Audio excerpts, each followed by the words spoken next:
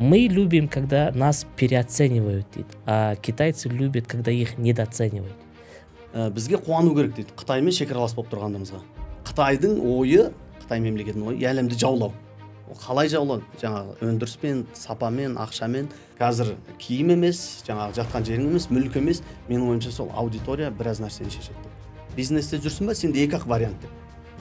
Не сен интернетке кіресің, не сенде бизнес болайын. Олар шықпайды бізден дейді. Бәріңді бермесең. А ертеңмен барып кешке қайтсаң, ол көптің бірі бірдеген кіре болып жүре бересің. Менің ұстанымым осы. Армысыздар, аса құрметті қазақ жұрты, аса құрметті достар. Бүгін біздің подкастымыз өте ерекше болайын деп тұр. Себебі біз бүгін сауда-саттық жөнінде, сауда-саттық жасау машығын үйрену жөнінде әңгіме, сұхбат жасайтын боламыз, сол тақырыпты талқылайтын боламыз. Бүгін бізде қонақта аса құрметті Бақтияр мырза және де Нариман мырза. Қош келдіңіздер. Ассалаумағалейкум, құрметті Мұқағали мырзаның көрермендері. Біріншіден шақырғаныңызға өте үлкен рахмет. Еңбегімізді елеп жатсыздар ғой енді. Бүгін бастасақ ертең шақырмайсыз, дұрыс па? Олай қарасақ. Ол енді белгілі дүние ғой, біраз жұмыс істедік, содан кейін Мұқағали мырзаның көзіне түстік деген сияқты. Жалпы алған бағытымыз Қазақстан бойынша өндіріске үлес қосу, кәсіпке үлес қосу, кәсіп бастаймын, алып сатам деген адамдарға жаңағы өзіміздің тікелей жеткізушілерді тауып беру, кім үлкен көлемде товар алып келіп отыр, мысалы кім товар өндіріп отыр, қандай Қытайдан өндіріс станоктарын өзімізге алып келу керек, оны қалай іске қосу керек. Жалпы сол салада еліміздің игілігіне жұмыс істеп жатқан азаматтардың біріміз деп айтуға болады. Бұлай под ключ па сіздердікі? Әу бастан поставщикті табудан бастап орнатуға дейін ба қалай? Поставщик жаңа товар алуды айтып жатсыз ба, станок алуды айтып жатсыз ба? Ну, екеуінде. Жаңа поставщик тауып берсек, мысалға ол микрофонды сатып отыр дейік, осы кісінің номерін береміз, ол өзіне қонымды баға болса алады да сонымен кісімен жұмыс істейді. 100% кепілдік береміз. Осы кісі бірінші поставщик екеніне, мысалға жеткізуші екеніне. Жаңа станоктар бойынша Қытайдан сөйлесеміз, кейбіреулер айтады, бізге тек өзінің парақшасын, жаңа инструкциясын берсе болды, видеосын берсе, біз өзіміз ары қарай алып кетеміз. Кейбіреулер айтады, бізге сол жақтың инженерлер болса, адамдар болса, бізге жіберсе, толыққанды келіп бізге жабдығын бәрін қойып жолға түсіріп берсе деп. Ондай да қызмет бар, бірақ өзіміз қоймаймыз, енді кішігірім түсінгенімен толыққанды әр станок түсінбейміз ғой. Сосын ана жақтан айтамыз, олар келеді, ұшып келеді, тамағын төлейді, жатын орнын төлейді деген сияқты жолға қойып беріп кетеді. Адамдардың желаниясы болса, сол кәсіп бастаймын или бір саудамен айналысам десе, соларды поставщиктен тауып береміз. Бақтияр мырза, сіздер тек Қытаймен жұмыс жасайсыздар ма? Оны енді қанша жерден жасырғанымен болмайды ғой енді. Бәрі сол жақтан әлемдік экономиканың басы болып тұрған соң, сол жақтан келіп жатыр. 100% деп айтуға болады. Жалпы бірінші адамдар талқылап өтейік. Мысалы, Алексей Маслоу деген кісі бар. Үлкен атақты кісі, профессор. Қытайды, шығысты зерттеген адам. Сол кісінің Қытай және қытайлықтар деген еңбегіне келетін болсақ, ол кісі айтады, қытайлықтар сондай таңғаларлық дәрежеде кез келген тауарды, кез келген нәрсені тауарға айналдыра алатын адамдар дейді. Мысалы, банағы буддистік Шаолиньси монастыры, Чан буддистік ортадан қазір коммерциялық ортаға айналып кеткен дейді. Мысалы, ол жерде әртүрлі ойын сауық орындарда, сауда орталықтарда барлығы бар дейді. Сондай мысал келтіріп тұр да, тағы да келесі мысалында айтады, тіпті олар маржаның үлкен болғанына мән бермейді, ал табыстың тұрақты болғанына мән береді дейді. Мысалы, аэропорттарда, әуежайларда сіріңке болсын сатып отырады дейді, жиналып отырып. Енді осы туралы сіздің өзіңіздің бақылауыңыз бар ма? Айтып өтсеңіз. Жалпы Қытайдың жаңағы өндірісі жұмыс бабы ғой негізі. Иә. Біздің үйренеріміз, жиренеріміз сол туралы. Ол бір жағы дұрыс, алдында біздің өзіміздің қазақтың бір осы салада жүрген бір азаматтың айтып қалғанын естідім мен. Бізге қуану керек дейді, Қытаймен шекаралас болып тұрғандығымызға. Өйткені нөмір 1 болып тұрған енді өндіріс жағынан. Біріншіден, үлкен мүмкіндік дейді. Екіншіден, тағы бір ғұламаның айтқан сөзін естіген мен. Қытайлар мүмкін ненің ұрпағы ма деп, жаңағы инопланетяндар. Ергежейлі ма? Қалай айтады ғой қазақшамен? Ергежейліден лелепутик қой деймін. Өзге планеталық ше. Біріншіден оның тұжырымы көп дейді, Қытайшы. екіншіден жасалмайтын ісі жоқ. Әлемді өндіріспен басқамен қамтамасыз етіп отыр. Сол жағынан қарасаң, енді ол 100% дұрыс болмаса да бір балама келеді мысалға да. Үшіншіден жаңағы сіз айтқандай жұмыс бабына, өндіріс жағына, жаңағы сапаға жұмыс істеу, нәтижеге жұмыс істеу жағынан келсеңіз, олар енді біразымен сөйлестім, мен көбімен емес, шынымен. Алдында Қорғасқа барып келдім, ол жерде біраз қытайлармен сөйлесіп, видео түсіріп, сол кезде айтқаны былай бізге: сендер біраз адамды қамтып отыр екенсіңдер Қазақстанда, жұмыс істейік, істегенде нәтижеге істейік дейді. Мынандай ғана қосайық, қолмен айтып жатыр ғой енді, осындай қосайық, бірақ біз көп адамды қамтайық дейді. Келе біз мынандаймыз, мынандай өсіп кетеді, адам көбейген сайын дейді. Сондықтан олардың айтқанынан білуге болады, алған бағыты не емес, табыс емес, жаңағы пайда емес, нәтиже. Нәтиже кейін өзіне жұмыс істейді. Бренд сияқты ғой. Басында брендке бөліп алып жұмыс істейсің, кейін бренд саған жұмыс істейді. Мысалға, қазір Mercedes, Toyota машиналар бар ғой. Солар бірақ реклама кетіп қалды. Айта беріңіз. Төлемейтін шығар бізге бәрі. Мысалға дейді, Mercedes-тен сен 3 есе мықты машина жасап шығар дейді. 3 есе мықты. Бағасын 3 есе арзан қой дейді. Сенгі бәрі өтпейді дейді. Нағып танылмаған, бренд емес, нәтиже жоқ, негізі қаланбаған. Сол сияқты сол жағынан алғанда олар бірінші орында тұр. Нәтижеге жұмыс істеу, болашаққа жұмыс істеу жағынан мен ойым. Енді біз сондай дәрежеге өзгеру үшін не істеуіміз керек? Біз халық ретінде, біздің азаматтарымыз былай сана сезімін, или кәсібін, или саудагерлік қасиетпен туа бітетін қасиет па, ол не өз? Оны дамытуға болады ма? Сол жағын мен де қатты ойланамын шынымен. Нақты бір жауабын таппадым. Ол қалай ол? Үлкен миллиард табу керекпіз ба? Миллиардтаған адам болу керек па? Сол кезде бәсекелес пайда болады. Бәсекелес пайда болғанда кез келген нәрсе шығарсаң, сен сияқты басқа біреу шығарады оны. Сол кезде бәсеке пайда болады, жұмыс пайда болады. Және сен ана бәсекеңнен озу үшін ол сағат 6-ға істесең 7-ге істейсің. Мысалы, ол 8-ге істесең 9-ға істейсің. Ол бір килограмм зат шығарса, сен 1,5 килограмм шығарғың келеді. Мысалға деймін да. Сөйтіп мықты бір бәсеке керек па? Болмаса сіз айтқанда жаңағы туылу керек па солай? Болмаса миллиард адам болу керек па? Или нақты жауабым жоқ, бірақ таңғаламын өзім. Сіз айтқандай. Енді сіз саудагерлердің арасында жүрсіз ғой. Енді байқағаныңыз барша бір ортақ бір қасиет бар шығар барлығында. Мен ойым жаңа айырмашылық қой. Былайша келгенде нағыз айырмашылық. Олар неғып жетістікке жетеді, біз неғып жетістікке жетпейміз деген сөз ғой. Көп адамды айтып жатыр, осыдан жақында ғана көрдім мен интернеттен. Олжас Оқас, қазақша контент жүріп жүрген бір азаматымыздың бірі ғой. Сол шырылдап жүр күнде, әлем кетіп бара жатыр былай, біз қалып бара жатырмыз деген сияқты. Сондықтан Қытайдың бір ерекшелігі мен ойымша сол болашаққа жұмыс істеуі мен ойымша. Ол жақтың үкіметін де естідім менше. Үкіметі былай. Мысалға бізде бүгін жеке кәсіпкерлік ашсаң, қандай да бір жеңілдік бар ма, жоқ па бізде? Мысалға 1 жылдан салықтан босатыласың деген бар ма ондай? Бізде жоқ па? Бар ғой, неше түрлісі бар ғой енді. Мен естімедім бірақ. Ол жақта сондай бар. 3, 4, 5, 6 айға дейін береді. Егер сенікі жүріп кетсе, арғы субсидия сияқты, кредит сияқты бір нәрсе береді екен. Егер жүрмей кетсе, мысалға, сен қайтадан үкіметтен бірдеңе сұрай берсең, тоқтатайық. Сен басқа іспен істеп көр, болмаса осы жерін тоқтатайық. Сен пайдаң жоқ деген сияқты мемлекетке. Может, сол жағынан олар болашаққа жұмыс істеу жағынан кішкене болса жаңа өзінің мемлекетінде көптен естіп жүрмін, көбінен ол елдің аузында айтылып жүрген нәрсе.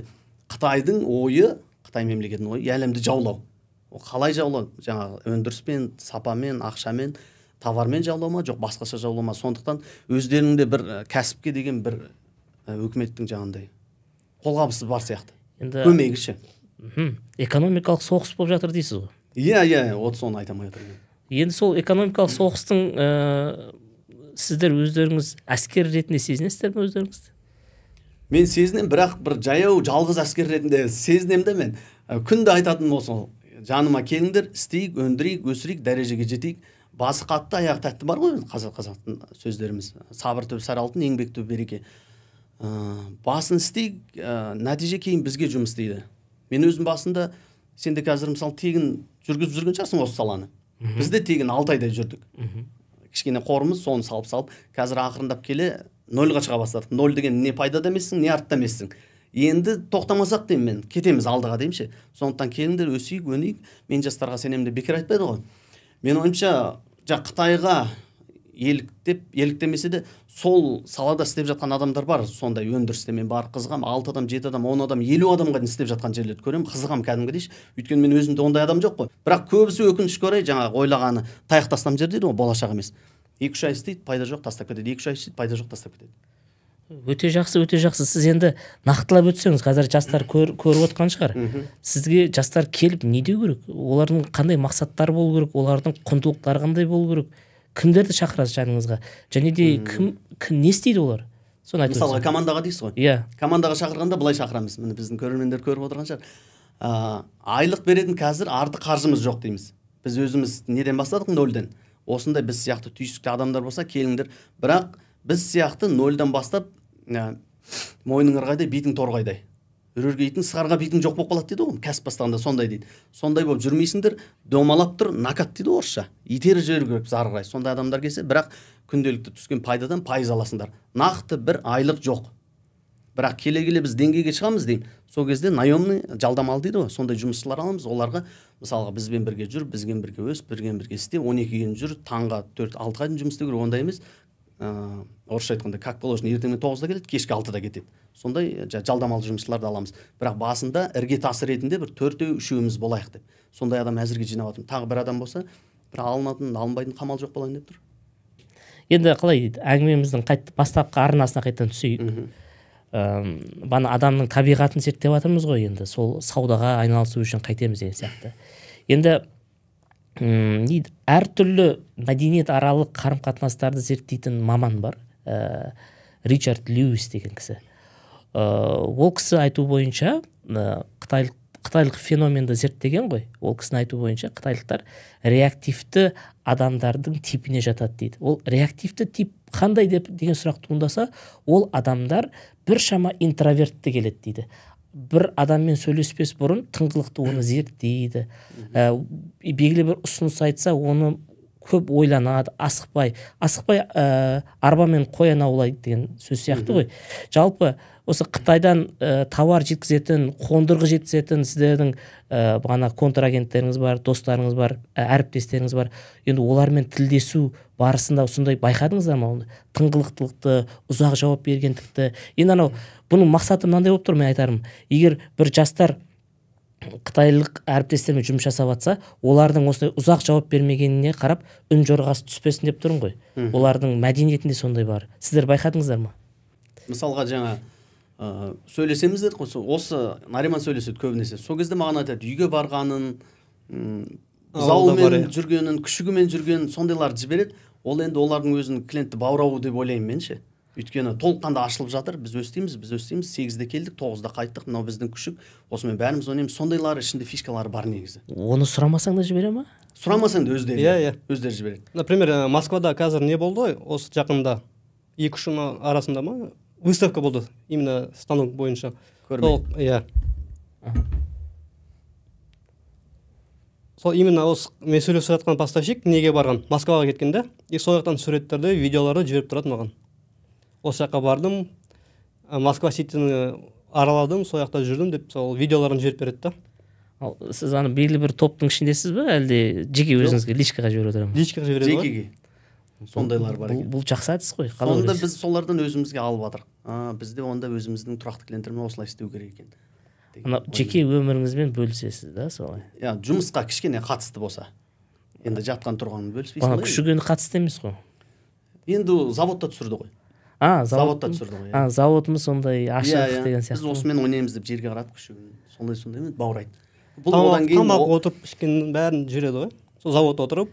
Біз шынайы заводпыз. Енді бұл жас бала ғой. Қыз жіберген соң бұл сыныпта бара жатыр, балқып кішкене. Қой деп жатырмын бұған. Жақсы, жарайды. Көбінесе енді Нариман сөйлесіз, бірақ мен енді сыртынан қарап, көріп, кішігірім сөздер болады ғой. Кездестік, айттым, Қарғаста кездестім, Алматыда кездестім. Бір жоқ дегенде өтірік айтпасам, осы уақытқа бір 6-аумен кездестім ғой деймін, 6-аумен. Оның 4-еуі орысша біледі.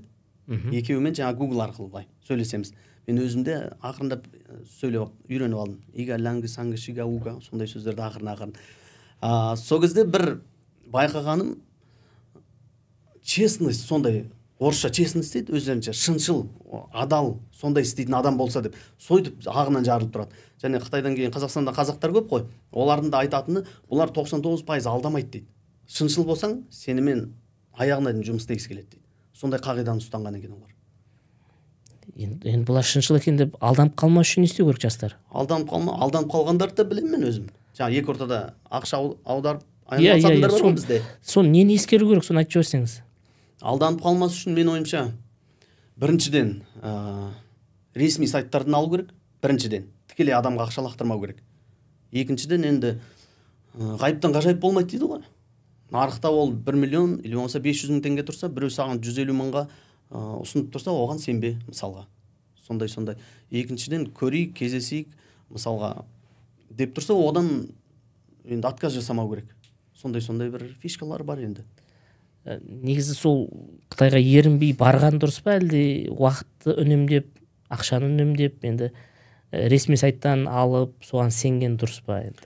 Енді біреу алатын болсаң, ол осы айналып жүрген адамдарға сеніп, солар арқылы, делдал арқылы, болмаса жаңа ресми сайттар арқылы, егер сол салада айналсам, толыққанды осы саламен кетемін десе, әрине барған дұрыс, виза ашып, сол жақта жүріп, бізде Бағдәулет деген досымыз бар, сол жерде күніне $70 алады.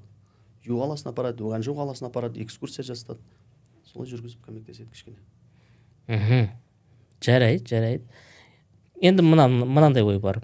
Американдық антрополог бар, есімі Холл деген кісі. Ол кісінің айту бойынша, енді ол да Қытай феномен зерттеген ғой. Ол кісінің айту бойынша қытайлықтар жоғарғы контекстуалды адамдар дейді, высококонтекстуальные люди дейді. Адамдардың сыртқы пішініне, киіміне қарайды дейді, мансабына қарайды дейді. Егер сен ол қытайлықтармен әріптес болатын болсаң, қандай қонақ үйге жатқаныңа шейін қарайды дейді.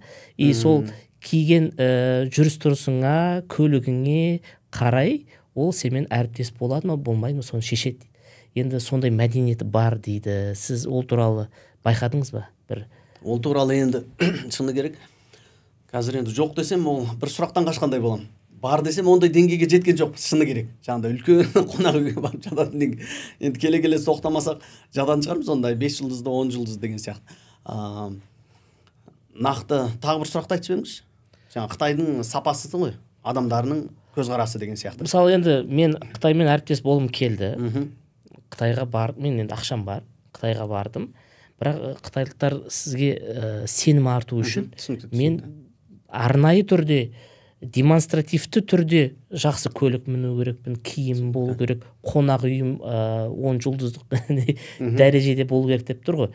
Сондай бар ма олардың деген? Иә, түсінікті. Осыдан жақында ғана естідім, осы 3 күн бұрын. Бір аузыма салып тұрған сияқты, осы сіз сұрақты қояды деген сияқты. Осы біздің бір вайнер, атын ұмытып қалдым. Сол айтып жатыр. Бұрын адамдар инвестицияны жаңа жылжымайтын мүлікке салатын дейді. Қазіргі инвестиция аудитория деп тұр. Аудитория, яғни қаншалықты адам болса, соншалықты сен табыс таба аласың деген сияқты. Былай қарасаң, енді кішкентай жігіт, бірақ сөзінің бір жаны бар болып тұр. Екіншіден, жаңа мен Қорғасқа барғанда екі Қытаймен кездестім дедім ғой. Қорғас деген Қазақстан мен Қытайдың ортасындағы өзіміздің базар. Сол кезде қандай киініп тұрмын, қалай сөйлеп, қандай тамақ ішіп тұрмын емес, ол біздің әлеуметтік желілерді көріп, соған таңғалып, ары қарай істейік. Әлі күнге жазғаны бар. Қазір де тыңдатса болады. Осылай істейік, ашайық, қойма ашайық Қазақстаннан. Міне осы заттарды сатады. Наушник, үлкен аппаратура, осы заттарды сатады, алып келейік, қояйық, төмен бағада сатайық, және осы саланы дамытайық деп. Сондықтан сол жаңағы өзіміздің қазақ вайндердің айтқан дұрыс па деп ойлап тұрмын. Қазір киім емес, жаңағы жатқан жерің емес, мүлік емес, менің ойымша сол аудитория біраз нәрсені шешеді деп. Соған сенді ол. Сонда қытайлықтар сізбен әріптес болмас бұрын сіздің қаншалықты артыңыздан ерген тыңдармандарыңыз, оқырмандарыңыз бар екен? Болса нұр үстіне нұр. Болмаса енді жаңағыдай, енді сіз айтқандай, ол енді бұрынғы жүйе деп ойлаймын.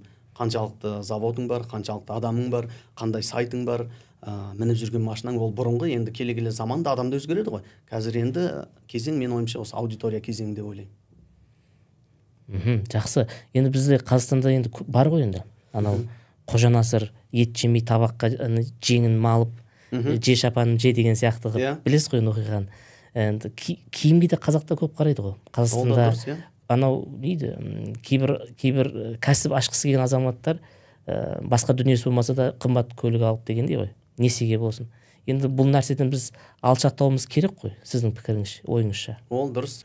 Қазір мен көбісіне айтатын, өзіміздің ары кетпесек те барахолкада көптеген поставщиктер бар, әлеуметтік желісі жоқ. Мен барып жылап айтамын, жылағандай болып. Ашыңызды ақырын салыңызшы, 1-2 жылда нәтижесін береді. Билл Гейтс деймін, 2000 жылы айтқан. бизнесте жүрсің ба, сенде екі ақ вариант деп. Не сен интернетке кіресің, не сенде бизнес болмайды. Екі ақ. Билл Гейтс сол кезде айтып кеткен 25 жыл бұрын. Соны сендер істеңдер, кіргізіңдер, көріңдер. Тегін ғой әлеуметтік желілер. Күніне бір 20 минутыңды кетірді, салып қой, күніне 20 минутыңды салып қой.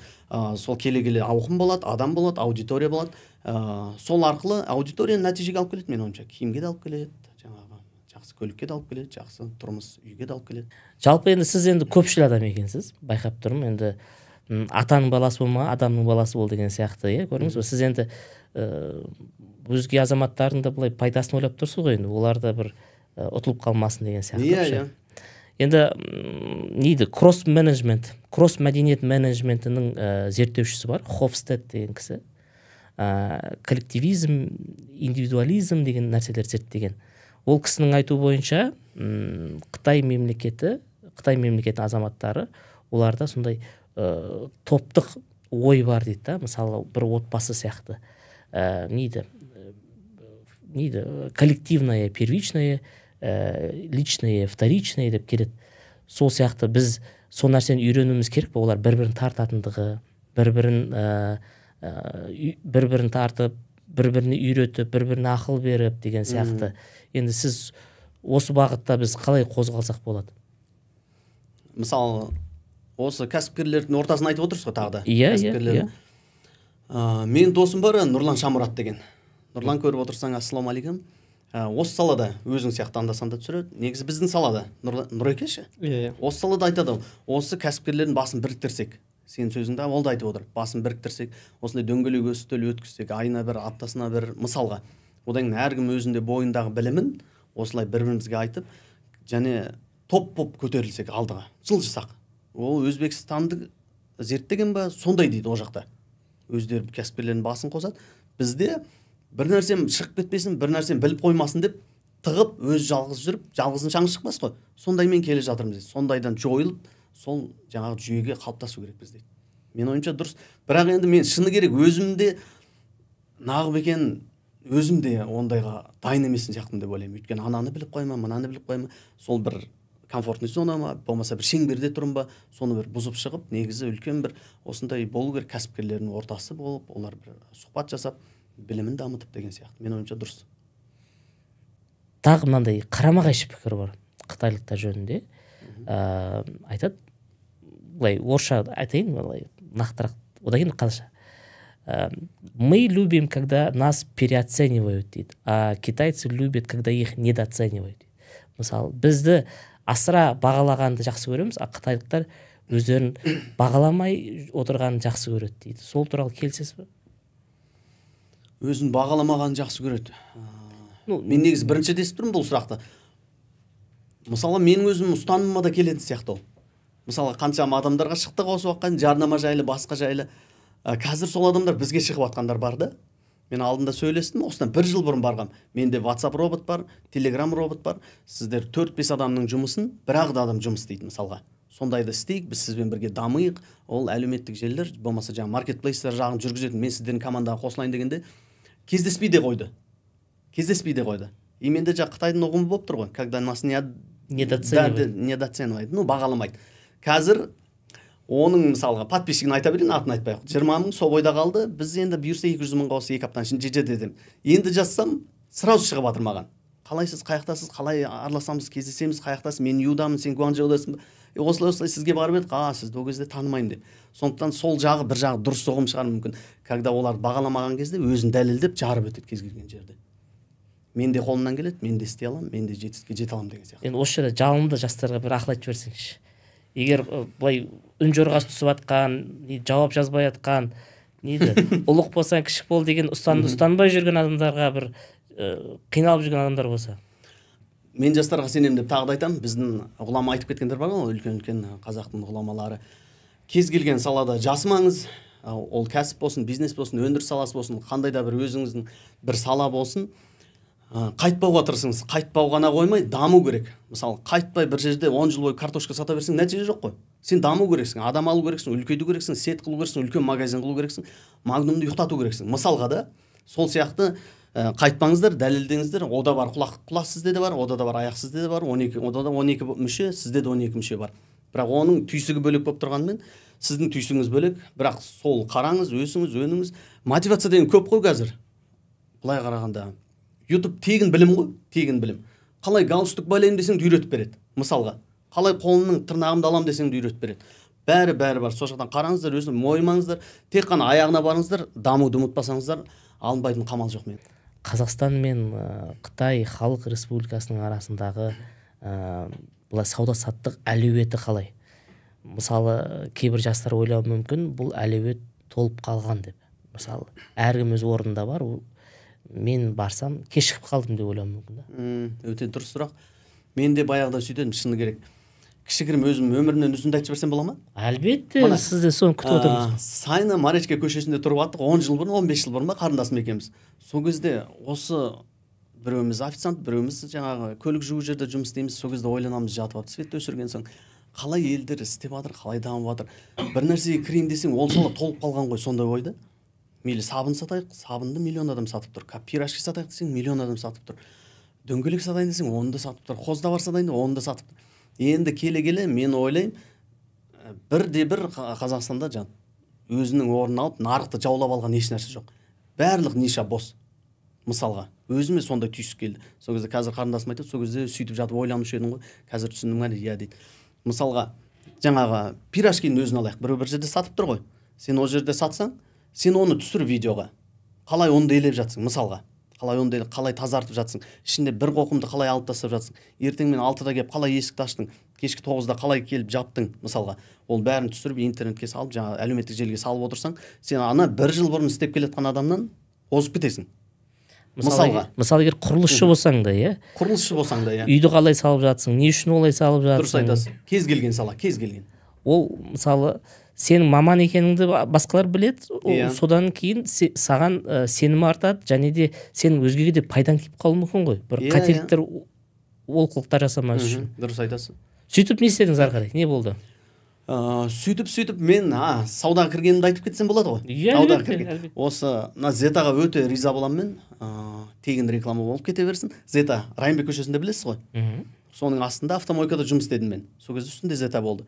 Келе үстін сатып алды, жанын сатып алды. Қазір түгел сатып алды айналасын бәрін.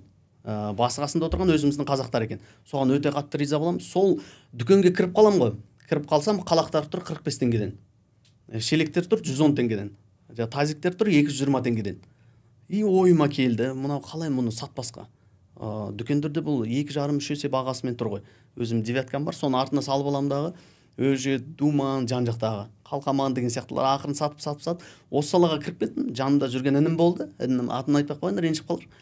Әкесінің аузы мен жұмысым екен деп, емес екен деп 2 күннен тастады, кетті. Мен содан ақырын келе жатырмын. Тастамағанның арқасында. Ол менің жұмысым емес дегенді қалай байқауға болады, білуге болады? Сауда саласы былай қарасаңыз, статистикада бойынша да осындай екен ғой. 100 адам биыл кәсіп ашса, 5 жылдан кейін 95 жабылады оның. 5-еу ғана алдыға кетеді.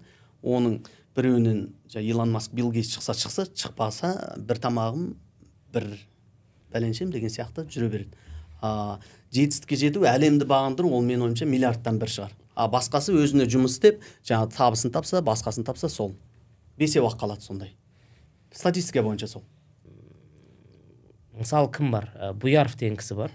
Буяровтың заманауи Қытай деген еңбегі бар.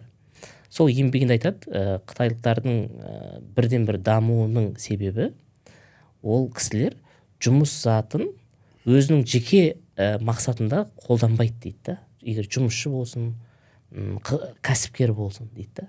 Мысалы, кейбір кәсіпкерлер өз қалтасымен кәсіп орнының қалтасын ажырата алмай қалады ғой. Сол сияқты болмас үшін. Енді ол туралы өзіңіз бірден айта аласыз ба? Мысалы, өз кәсібіңді дөңгелетуің үшін сен сондай бір принциптер, бір қағидалар болу керек, ұстану керек, ажырамау керек деген. Осы кезде бір жақсы күйеуге тимей жүрген маған қыздар бар да, солардың құлағын алтын сырға деп кетсем бола ма? Әлбетте. Біраз қыз бар енді, қарағанда, қарамағанда бар. Енді сөйлескен көбісінің ішінде режим ұнамайды, жұмысың ұнамайды, бұл саладан шықпасаң, біз бірге боламаймыз, сондай. Нағып десең, ертеңмен бастадың 8-9-да, кешкі 12-1-2 түнге келген жұмыс. Не отбасына уақыт жоқ, не басқаға уақыт жоқ. Мен айтамын да, Билл Гейтс жұмысының орнында ұйықтаған, таңғы 4-3-ге дейін ұйықтаған, ертесінде 1-2 сағат ұйықтап, одан душқа түсіп, сағат 11-де келіп қайта ұйықтаған, қайта жұмысына кіріскен. Сол кезде айтқан бір пол жуатын бір кісі айтқан, бұл кісі нағып мына жақта жүр, бұл не деп. Сол кезде жанындағылар айтқан, бұл біздің бастық деп. Осындай кішкентай адам сендердің бастықтарың ба? Не, мүмкін емес деп. Сондықтан мен сөйлескен қыздардың көбісіне айтам, бізде осындай тұлғалар болмаса, бізден ешқашан Илон Маск, Билл Гейтстер шықпайды деймін. Осылай өліп талып барыңды беріп, маған десең жаныңды, уақытыңды, энергияңды бермесең, үлкен-үлкен корпорацияның иесі, үлкен-үлкен зауыттың, үлкен-үлкен фабриканың иесі, үлкен-үлкен тұлғалар шықпайды бізден деймін. Барыңды бермесең. А ертеңмен барып кешке қайтсаң, ол көптің бір деген кірі болып жүре бересің, өлгенше. Менің ұстанымым осы. Жақсы. Енді өндіріс орындарында көп болдыңыз ғой. Біраз болдық, иә. Енді Қазақстанда өндірісті қалай дамытамыз, соны айтыңызшы. Өндірісті дамытсақ, мен осыдан 1-2 ай бұрын өзіміздің үкіметке бір жолдама тастадым. Яғни, именно деген қалай қазақша? Арнайы ма? Арнайы өндіріс ашам, станок алып келем деген адамдарға бір жеңілдік болсын. Қандай жеңілдік? Ол бәленбай уақытқа 1 жыл болсын, 2 жыл болсын, біріншіден салықтан босатылсын. Өндіріс ашам деген адам, алып сатам емес. Өндіріс ашам деген адам, Қазақстанның атын шығарам, үлесім қосам деген адамға. Және алып келіп жатқан жаңағы станогына кедендік рәсім бар ғой, кедендік рәсім алынып тасталсын. Сондай өзім ой тастап отырмын. Сол кезде көп болмаса да бірнеше пайыз өндіріс кішкене үлесін қосады деп дамуға. Сіз енді өзіңізді мемлекет қызметкер ретінде қарастырыңызшы. Егер сіз қаншама адам келіп тұрады алдыңызда, мен өндіріс ашайын деп тұрған. Енді оның қайсына сенесіз, қайсына сенбейсіз, оны қалай сұрыптайсыз? Оны да мен сол кезде өндеудің ішіне қосып жібердім. Сондай осы салада салығын дұрыс төлеп жүрген, орысша айтқанда добросовестный бизнесмендер бар ғой. Соларға келсін, толыққанды тәжірибесі бар, жоқ дегенде 1 жыл, болмаса 1 жыл жұмыс істесін осы салада, жаңағы ашатын адамдар. Болмаса сол істеп жатқан адамның қол астында 1-2 жыл жұмыс істесін, жоқ дегенде тәжірибесі бар. Баяғыда Уоррен Баффеттен сұраған екен. Сен қайсыған ақшаны инвестиция саласың?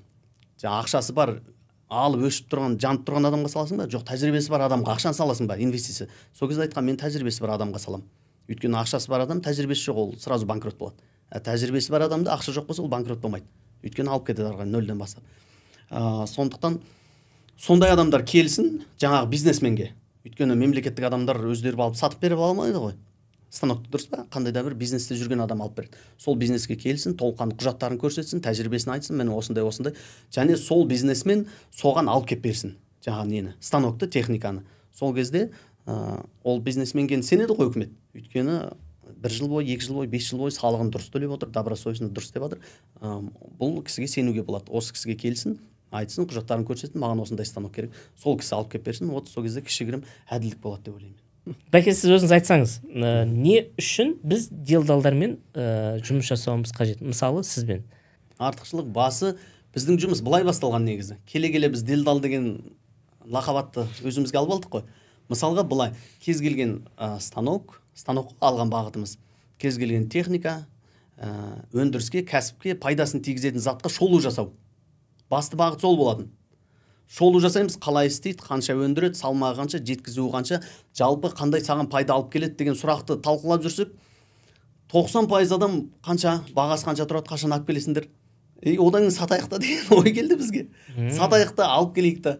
Өстіп ақырында делдалдық жұмысқа өттік біз.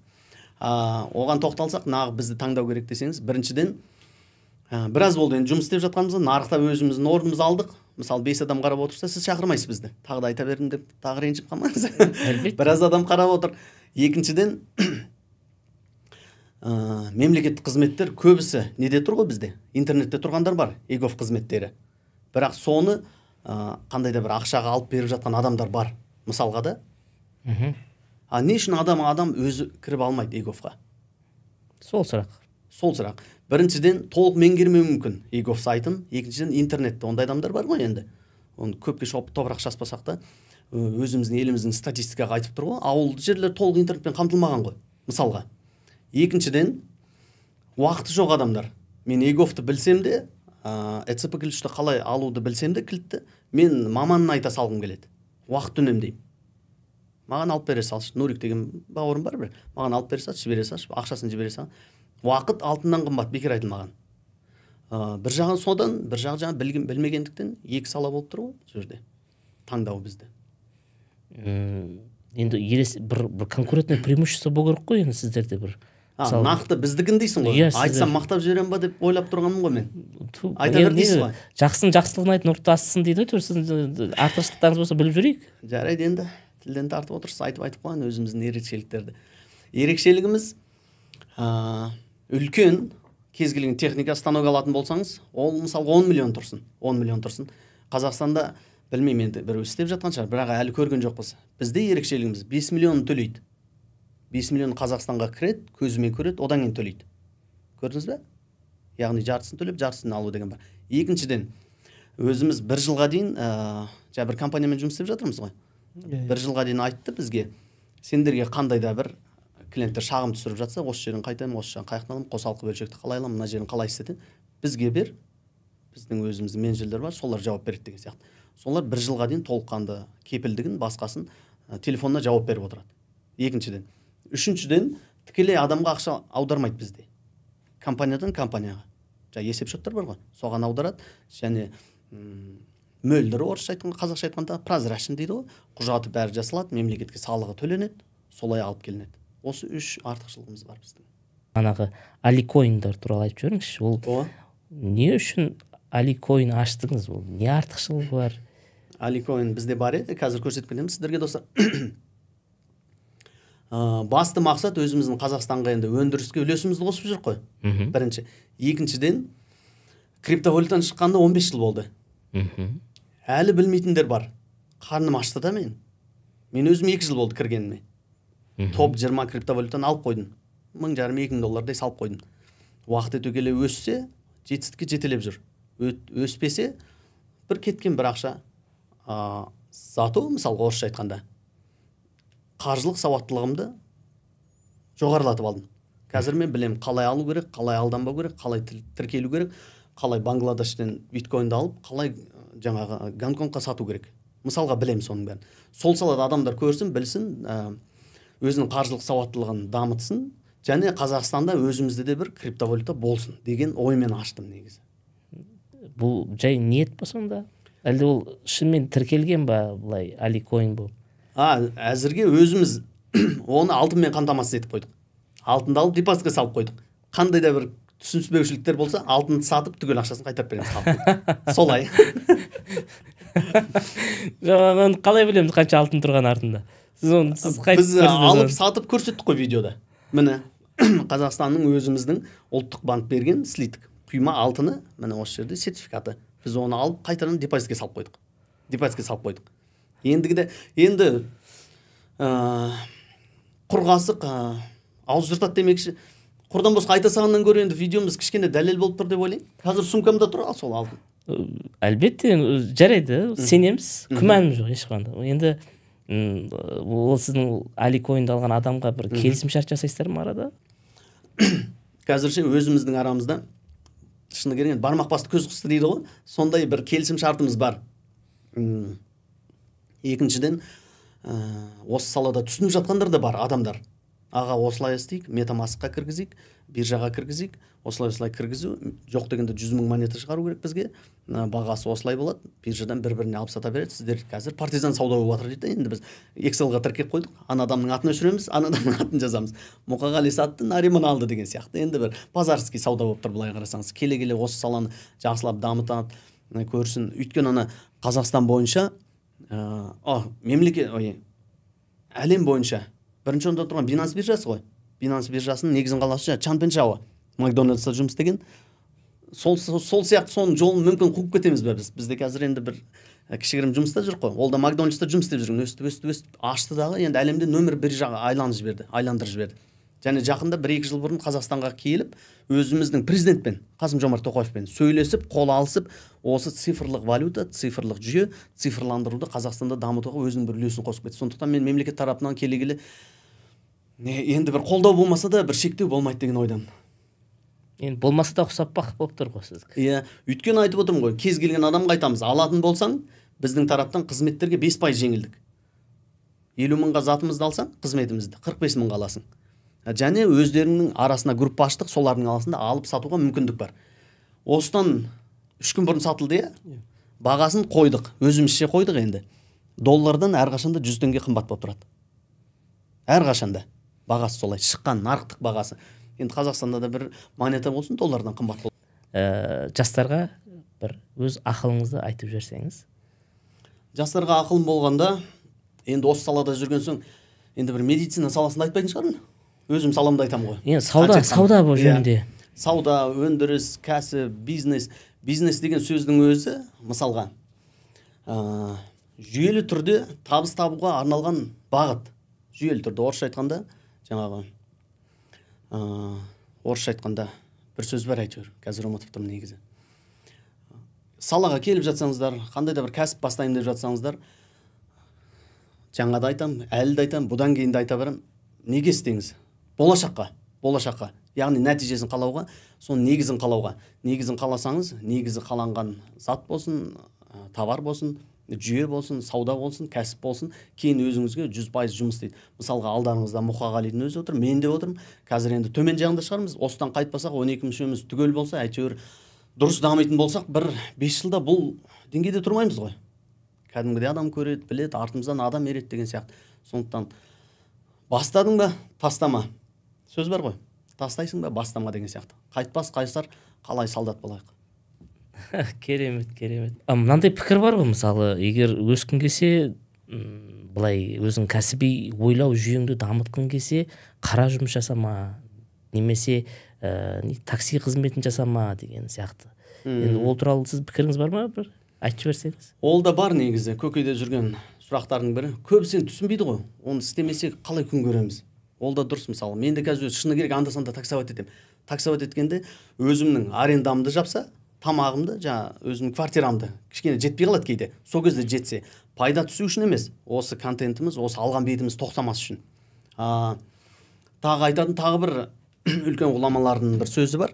Қандай да бір кәсіп бастау үшін не кредит алу керек, не қарыз алу керек, не өз ақшаңды салу керек қой. Сондықтан кредитпен қарызға жоламайын десең, әрине қара жұмыс істеуге тура келеді басында. Ол қандай жұмыс болса да. Сен өзіңнің былай алтын уақытыңды, алтын энергияңды жұмсап, рәсуа қыласың деген пікірші. Ол пікір де бар, бірақ сен содан алған ақшаға, енді өзің тамақ ішпесең, күнделікті шығынды жаппасаң болмайды ғой. Сол алған ақшаға өзің білім, қай салада дамытқың келеді, қай салада жұмыс істегің келеді, сол салада бірінші кезекте әлеуметтік желіні дамыта бер. Мысалға сен жақсы бір машина жөндейтін жер, болмаса ұн шығаратын жер, жақсы бір болмаса киім тігетін жер ашқың келіп жүрсе, сол салада біліміңді жинай бер, және сол салада ақырын әлеуметтік желіңді жүргізе бер. Бір жылда сондай адам бар бізде, жақында барып түсірдік. Қолғап сатады, өзі мемлекеттік мекемеде жұмыс істеген. 1 жыл, 2 жыл қолғап саттым дейді. Базардан барып оптым сатып аламын, әлеуметтік желімді жүргіздім, тараттым. Ол жұмысым қазір маған толыққанды, мен расходын жауып кішкене пайда алып келген соң, ана жұмыстан шығып кетті. Вот солай істеуге болады. Мемлекеттік мекемеден шығып кетті ол. Ал егер мысалы өзіңнің әлеуметтік желідегі жасап жатқан контентіңе көңілің толмаса, егер ұнамай тұрса, сонда да тоқтамау керек па? Кімнің Стив Джобстың айтқан осы жерде жақсы сөзі бар. Қандай да бір затты, істі, кәсіпті сүйсең, сен еш нәрсе тоқтатамайды. Мені қазір бір жерге итермелеп, орысша айтқанда заставить етіп, жаңағыдай қинап тықса, мен сол жерге бәленбай ақша төлеуге дайынмын. Сен маған 200 мың, 100 мың бермей қой, мен саған осыны беріп тұрайын, бірақ мені алып кетпеші осы жұмысымнан. Мен тегін болсын, минусқа болсын жұмыс істеуге дайынмын, нәтиже үшін. Сондай адамдар болса, Стив Джобстың өзі айтқан, сүйсең еш нәрсе тоқтатамайды сені. Сүймесең айналыспағаның дұрыс, мен ойымша. Енді андай сөз бар ғой, енді көре жүре сүйіп кетесің деген. Оныңыз да дұрыс. Қазақтың ақыл сөздерінен аттап өте алмаймыз. Ол да дұрыс шығар енді, бірақ не деп айтуға болады? Кішкене де болса сол салаға кіргің келсе, сүйгің келсе, білгің келсе, үйренгің келсе, ақырындап көріп баста, істеп баста, айтқан сөзің дұрыс негізі. Келе мүмкін нәтижесін беріп сүйіп кету мүмкін. Сүймей қосылған тәтелеріміз, әпкелеріміз, жаңағы жастарымыз да бар ғой, келе сүйіп кеттік. Міне отырмыз, қазір 5-6 бала бар, Құдайға шүкір деген сияқты. Мүмкін солай өзінің нәтижесін беріп кететін шығар бизнес. Айқын мысал дейсіз ғой. Ал аса құрметті көрермен, тыңдарман, бүгінгі біздің подкастымыз, сұхбат әңгімеміз көпшілікке сәл де болсын пайдалы болды деген үміттеміз. Келесі көріскенше сау болыңыздар. Жақсы, рахмет. Рахмет сіздерге.